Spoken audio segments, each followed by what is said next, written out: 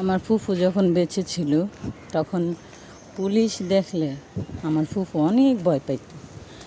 আর মানে আমরা যখন অনেক ছোট ছিলাম তখন ফুপি ঢাকায় আসতো, তখন আমরা ঢাকায় থাকি।